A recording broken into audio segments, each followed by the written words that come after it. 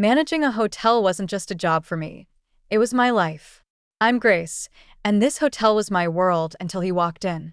He was impossible to miss. A young man in a suit that screamed money, his attention glued to an expensive phone. He checked in with a smile that could knock you off your feet. "Good evening, I'm Ethan," he said, his voice smooth as silk. "I'm here for a couple of nights.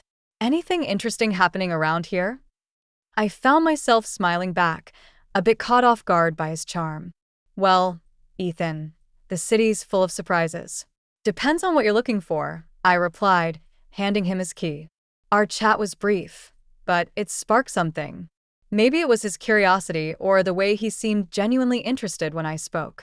He didn't stay long, but when he checked out, he left a note. "Enjoyed our talk. Care to continue it over dinner?"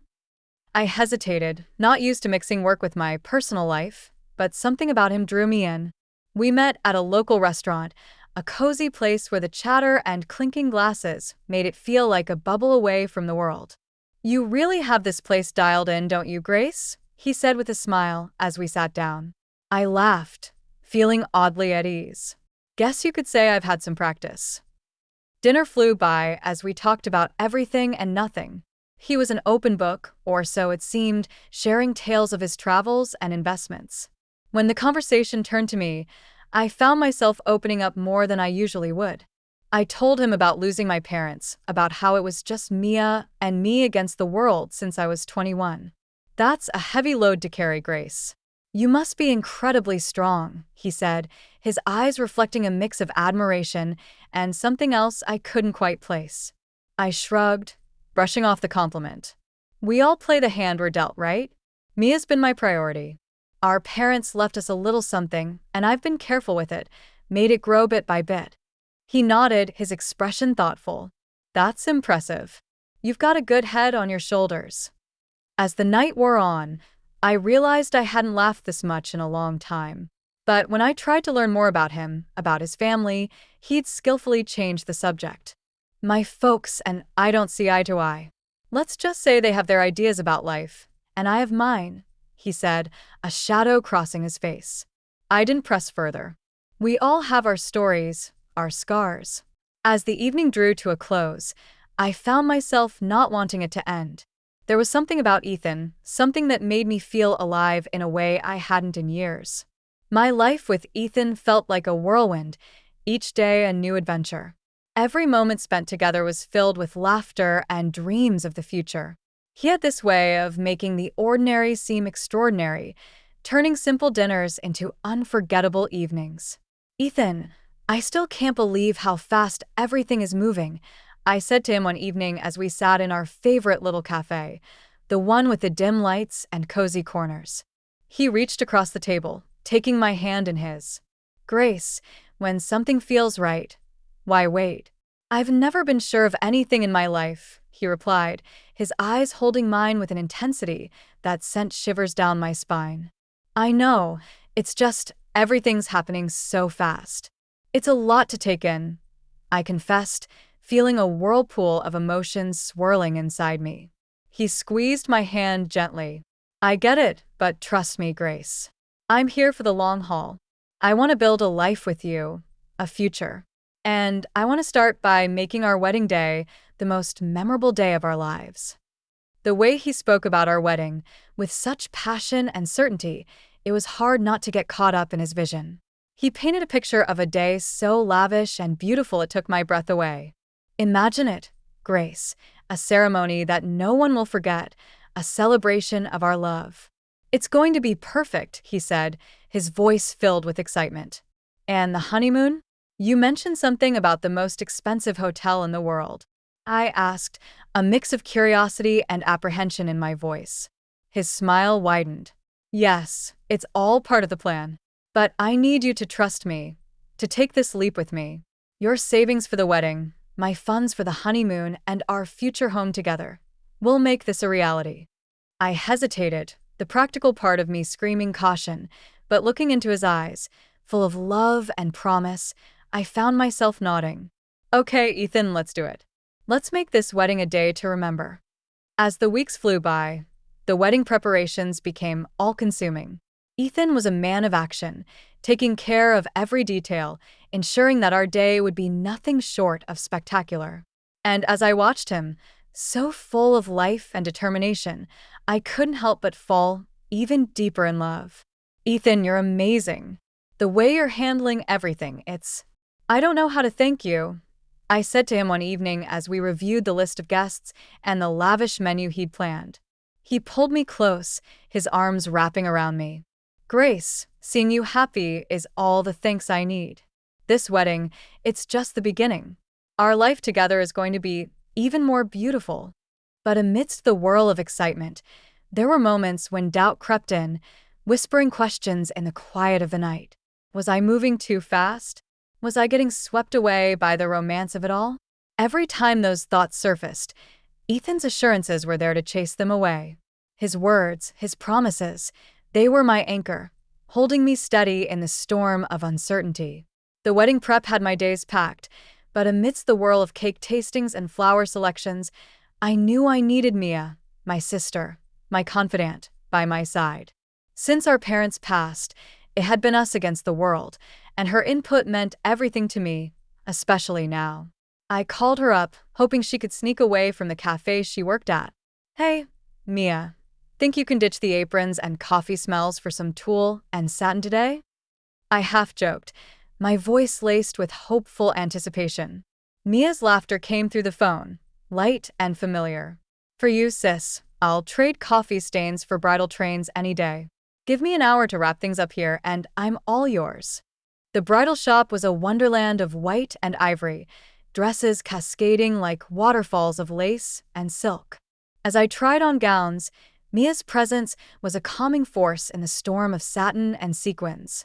That one, Grace, it's like it was made for you, Mia said, her eyes lighting up as I stepped out of the dressing room in a gown that felt just right. I studied my reflection, the dress hugging every curve and cascading to the floor in a sea of soft fabric. You think? I feel. I don't know, like a real bride. I admit it, a smile creeping onto my lips. Mia's grin matched mine, but in a fleeting moment, I caught a shadow pass over her face, quick and troubling. Before I could question it, she was up and pulling a dress off the rack. Mind if I give this one a whirl? Just for kicks, Mia said, holding up a stunning gown that caught the light with every movement. I laughed, the sound a mix of surprise and delight. Planning on eloping, are you? Or is there a mystery man you've been hiding from me? Mia's laugh, usually so carefree, held a note of something I couldn't quite place. Oh, Grace, you know me, always a bridesmaid, never a bride. But a girl can dream, can't she? She quipped, though her gaze darted away, hiding something. The day rolled on, a blend of laughter and whispers of silk, but Mia's mood seemed to flip like a switch. Her usual bubbly demeanor clouded by moments of distraction. Everything okay, Mia? You seem a bit off today.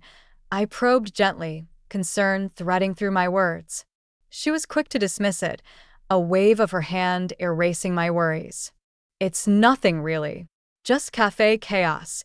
You know how it gets, Mia assured me, but her forced smile didn't quite reach her eyes. As we left the bridal shop, the weight of her secrets seemed to hang between us, an unspoken tension that neither of us could quite navigate.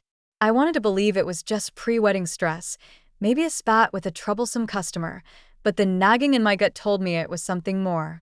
That night, as I lay in bed, the excitement of finding the perfect dress was overshadowed by the puzzle that was Mia's behavior. She was the one person who had always been an open book to me, yet now there were pages I couldn't read, words hidden just out of sight. And as the wedding day edged closer, the joy I should have been feeling was tinged with a worry I couldn't shake. Mia and I had faced everything together, but now it felt like there was a growing gap, one filled with secrets and unasked questions. Little did I know, the answers to those questions were about to turn my world on its head. It was a day like any other, or so I thought, until Ethan left his phone buzzing and forgotten on the kitchen counter. As I went about tidying up the apartment, the constant notifications from his phone nagged at me, a persistent reminder of something amiss. The lack of a password was a surprise, but it was nothing compared to the shock that awaited me. The messages between Ethan and Mia were like a punch to the gut, each word a betrayal that tore through my heart. They weren't just having an affair. They were planning to push me aside like I was nothing, like all the years of sisterhood with Mia meant less than the dirt under their shoes. I read and reread Mia's message confessing her pregnancy with Ethan's child, the words blurring as tears clouded my vision. Can't believe we pulled this off. She's such a fool, falling for every lie. And now with the baby, we can finally be together, just as we planned, it read. The world around me seemed to spin, a carousel of deceit and treachery. Ethan's reply was no better, declaring his love for Mia and his eagerness to see me humiliated, ousted from my own wedding. She's just a naive cash cow. Can't wait to get rid of her and start our real life together. This wedding will be perfect, thanks to her money, he wrote. I sat there, the phone heavy in my hand, a storm of emotions raging within me. Betrayal, anger, disbelief. They all fought for dominance, but above all, a cold determination began to take root. They thought they could use me, discard me like an old toy. I'd show them the price of underestimating Grace Anderson. When Ethan returned, his carefree demeanor was like a slap in the face. Hey, babe, did I miss any important calls? He asked casually, picking up his phone. I forced a smile, my insides churning with anger. Nope, just the usual stuff. Busy day, I replied, my voice steady despite the turmoil within. He flashed that charming smile, the one I now knew was nothing but a mask. As always, but nothing's more important than coming back to you, he said, leaning in for a kiss. I had to force myself not to recoil. From that moment on, I played the part of the oblivious fiancé to perfection. I smiled, I nodded. I went along with the wedding plans, but behind the scenes, I was planning my revenge on the two people who had betrayed me in the worst possible way. Each passing day was a test of my will, a balancing act between the role I had to play and the fury that burned within. But I wouldn't let them see me break. I'd bide my time, and when the moment was right, they'd learn the true cost of their treachery. And as I lay in bed each night, the image of Ethan and Mia's deceitful faces etched into my mind, I made a silent vow. They would pay for what they'd done, and their twisted game would be their undoing. I was no longer just the jilted fiancé. I was the architect of their downfall, and my revenge would be meticulous, calculated, and oh so sweet. The days leading up to the wedding felt surreal. On the surface, everything was perfect, the flowers, the guest list, the dress. But beneath the facade of perfection was a storm brewing, a tempest of anger and betrayal that I held tightly within.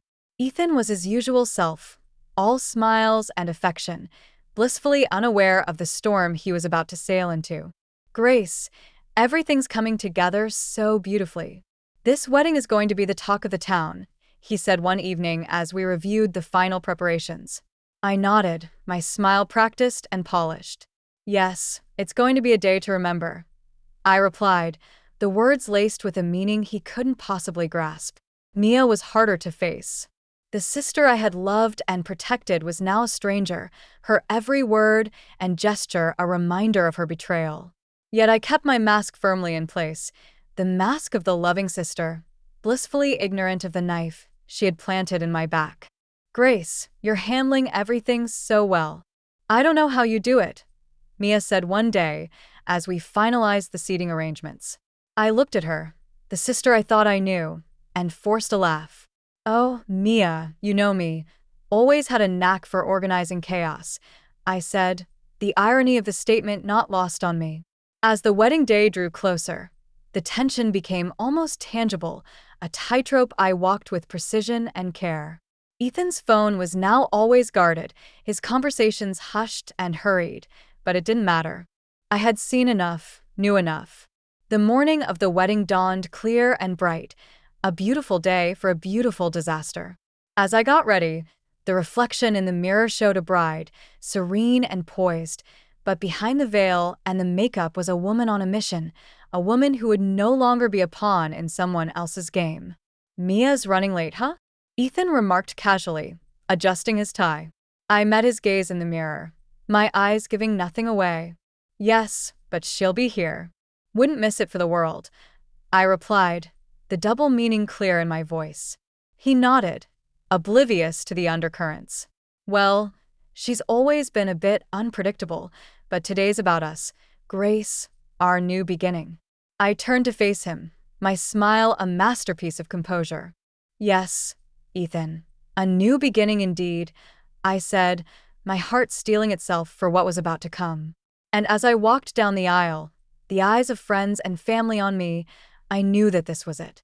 The calm before the storm was over, and the reckoning was about to begin. The vows were waiting, the guests were watching, and the stage was set. It was time for the truth to come crashing down, and for the real show to begin. Standing next to Ethan in front of the priest, my heart was a mix of hope and trepidation. The words of the vows hovered in the air, a promise of forever that was about to be shattered in the most brutal way.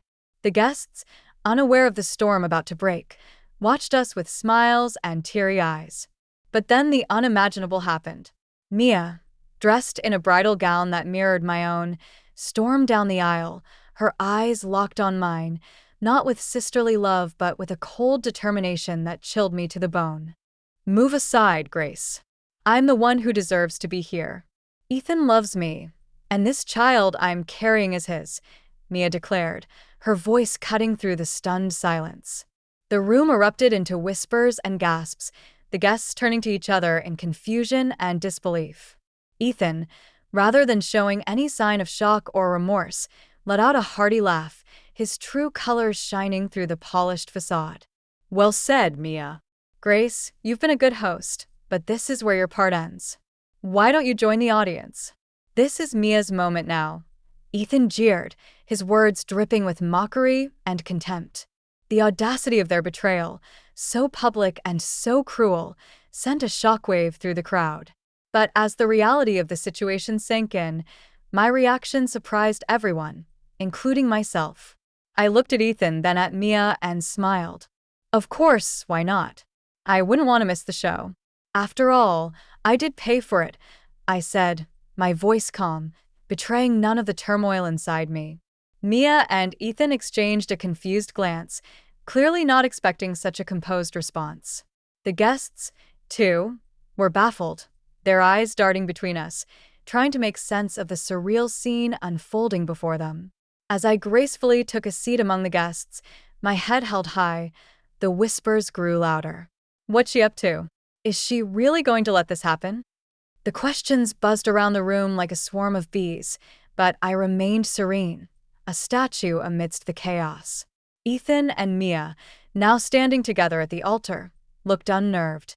My calm demeanor had thrown them off. Their plan to humiliate and discard me was not unfolding as they had anticipated. What's your game, Grace? Why are you so calm? Ethan asked, his voice a mix of curiosity and concern. I met his gaze, my smile never wavering. No game, Ethan. Just enjoying the fruits of my labor. Please proceed. I'm eager to see how this plays out, I replied, my words a velvet-covered dagger. The ceremony resumed, but the atmosphere had shifted. The guests watched in a mix of shock and anticipation, unsure whether they were witnessing a wedding or the prelude to a dramatic reckoning. As Mia and Ethan exchanged vows, the words felt hollow, a mockery of the sacred promise they were supposed to represent. And as I sat there, surrounded by friends and family who were struggling to comprehend the spectacle, I knew that this was just the beginning. The real show was yet to come, and Mia and Ethan, in their arrogance and deceit, had just secured front-row seats to their own downfall. As the priest asked if anyone objected, the doors burst open. A woman, older and more worn than either Ethan or Mia, stormed in, her eyes blazing with fury. Stop this wedding right now, she demanded, her voice slicing through the silence like a knife. Ethan's face turned ashen, his eyes wide with shock. Catherine, what are you doing here? He stammered, the mask of the perfect groom slipping away. Catherine, Ethan's legal wife, as I had discovered, marched up to the altar. I'm here to stop you from making a bigger fool of yourself and these people. Grace, you deserve to know the truth, she said, turning to me with a sympathetic look. The guests murmured among themselves, the scandal unfolding before them more gripping than any soap opera. Mia clutched her stomach, her face a mask of shock and fear. Catherine continued, her voice firm and clear. Ethan is a liar and a cheat. He's in debt up to his ears, his investments have failed, and he's been using you all to dig himself out of his hole. And Mia, you poor girl, you're just another pawn in his game. The room erupted into chaos, the guests rising from their seats, the whispers growing louder. Ethan tried to speak, but his words were drowned out by the uproar. I stood up, my heart pounding but my voice steady. There's more, I announced, silencing the room. I hired a private detective after I discovered Ethan and Mia's affair. Not only is Ethan already married and drowning in debt, but he's also been hiding a daughter, a child he's never supported. Mia's face crumpled, the reality of her situation crashing down around her. Ethan, is this true? Tell me she's lying, she pleaded, her voice breaking. Ethan, now pale and defeated, had no words. His lies, his deceit, all laid bare for the world to see. But the final blow was yet to come. As the guests processed the revelations, Ethan's parents, two stern and imposing figures, entered the room. I had reached out to them, told them everything, and now they were here to confront the son who had brought shame to their name. Ethan's father, a man of few words, spoke with a voice that resonated with disappointment and anger. Ethan, you are no son of mine. Your actions today and in the past have shown your true character. You are cut off from our family and our fortune. As the room settled into an uneasy silence, I looked at Ethan, Mia, and the shattered dreams they had tried to build on the foundation of deceit. The pain of betrayal still throbbed in my heart, but standing there amidst the ruins of what was meant to be my happiest day, I knew that this was not the end of my story. In the aftermath, I found myself in the cold halls of justice, seeking reparation for the damage Ethan had caused. The courtroom felt like another world, a place where the pain and humiliation I had endured were translated into legal jargon and paperwork. Ethan, you've not only broken a promise, but you've also shattered trust and exploited generosity. You owe me more than just an apology. You owe me compensation for turning my life upside down, I stated firmly, my voice echoing in the quiet courtroom. The judge's gavel sounded like thunder in the tense silence. The court finds in favor of the plaintiff. The defendant is hereby ordered to pay $50,000 in damages for the distress and financial loss caused, he declared, his words a balm to my wounded spirit.